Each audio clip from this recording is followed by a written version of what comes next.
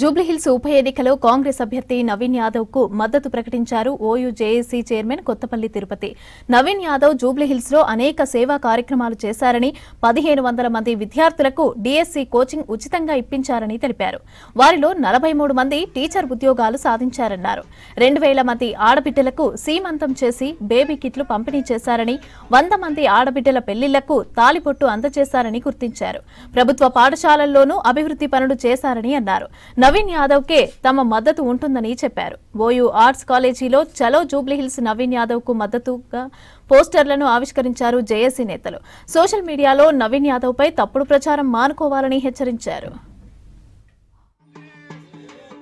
జూబ్లీహిల్స్ ఉప ఎన్నికలు జరుగుతున్నాయి.